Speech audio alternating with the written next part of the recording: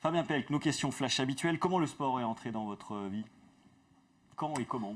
En rentrant au collège avec un surveillant étudiant du collège, et voilà, il a vu un grand traîner à la cantine et m'a tiré dans le gymnase. Donc le grand, c'est basket ou volley, classiquement.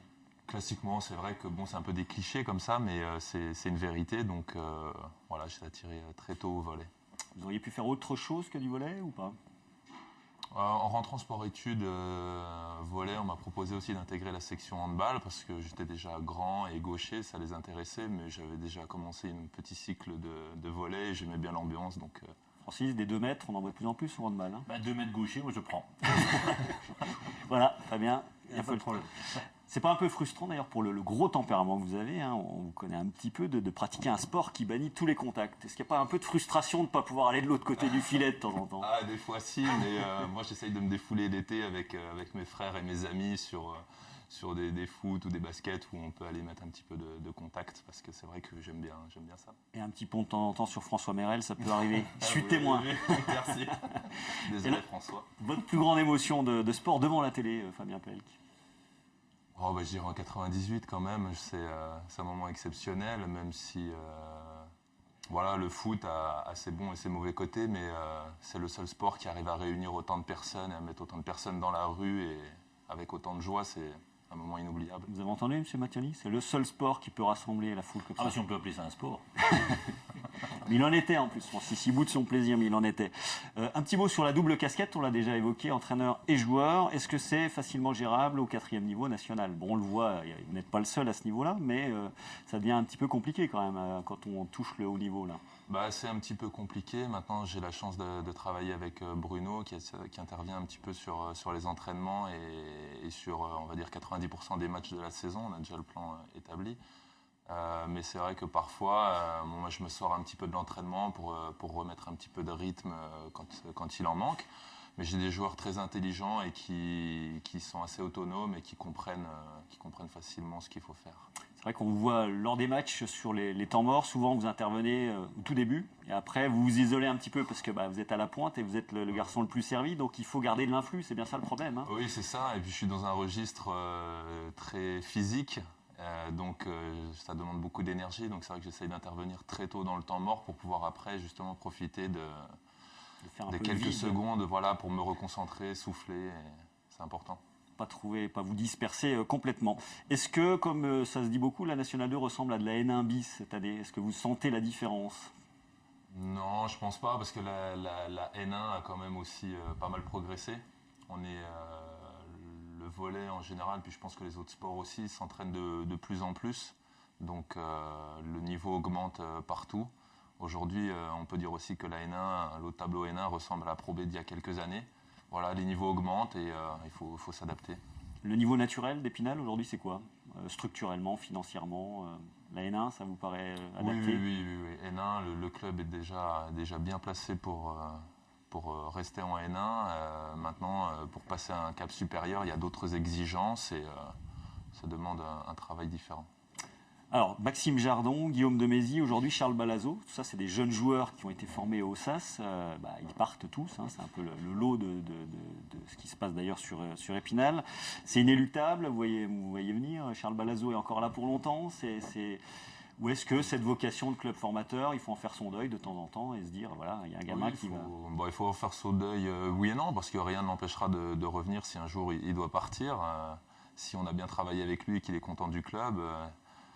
j'espère pour lui qu'il pourra aller voyager et se former un petit peu ailleurs parce qu'on apprend beaucoup aussi au contact d'autres joueurs dans un autre climat. Cas, hein, vous avez fait pas mal de clubs. Oui. Et donc, vous lui voyez quel avenir à Charles Balazo? On ne veut pas angler forcément que sur lui, hein, mais c'est un garçon vraiment qui peut aller tutoyer le très bon niveau. C'est l'avenir que lui choisira. S'il décide d'aller haut, il peut aller très haut. Donc il faut qu'il se donne les moyens. Oui, c'est lui et lui-même qui peut décider de ce qui peut lui arriver. Mentalement, on a compris la leçon. Vous êtes là pour longtemps, vous, Fabien Pelk, à Épinal Moi, j'ai un contrat de 2 ans là, pour l'instant, donc après on verra. Mais aujourd'hui, je me sens très bien avec les dirigeants, avec les joueurs, avec la ville. Donc je ne réfléchis pas pour la suite. Ouais. Vous ne projetez pas très très loin en avant. Est-ce que le volley national ne va pas très bien, c'est le moins qu'on puisse dire. Est-ce que ça vous étonne tout ce qui se passe financièrement la fédération est un peu exsangue. On a vu une équipe de France qui n'a pas eu de bons résultats et qui en plus est partie un peu en vrille. Ça s'explique tout ça? Oui, bon après je vais faire quand même une parenthèse parce qu'elle est partie en vrille, c'est sur un individu. Donc qui, Gapet, ouais, oui, voilà, qui a besoin de prendre encore, je pense, quelques claques parce que moi je trouve un comportement assez inadmissible.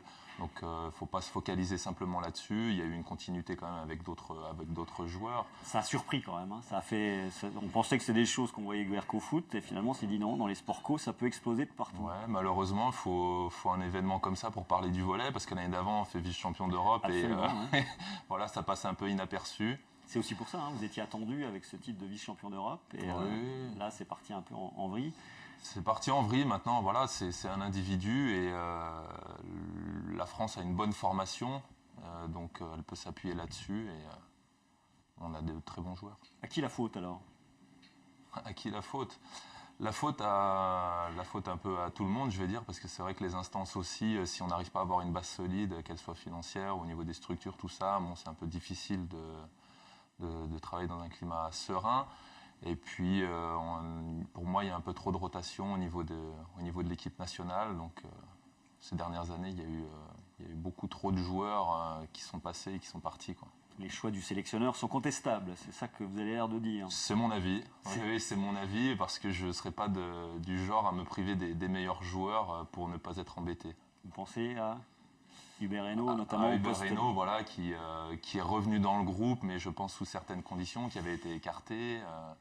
Voilà, c'est des joueurs comme lui, comme Renaud Herpe, qui font de très très belles carrières au niveau international sur les Coupes d'Europe, les Ligues des Champions, et puis qu'on ne voit pas en équipe de France, donc c'est dommage. Francis, ça vous a étonné cette affaire? Vous avez suivi ça, je suis sûr.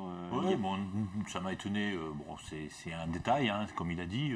C'est un long fleuve tranquille d'habitude, le volley quand même. Hein. On n'est Ouais, pas habitué à ce genre de choses. Ils avaient bien commencé, après ils ont eu un peu plus de difficultés. Après il y a eu cet événement, on en parlait d'eux, voilà, c'est dommage, comme il dit, de se focaliser là-dessus. Ouais, ça marquait quand même une période de mauvais résultats, hein, donc c'est pas totalement innocent non plus.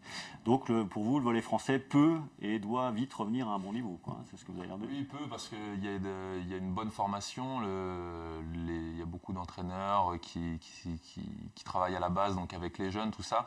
Maintenant, je pense qu'il faudrait peut-être aussi changer de cap, parce qu'on a envie de se donner l'image d'une équipe qui défend beaucoup, qui use les adversaires.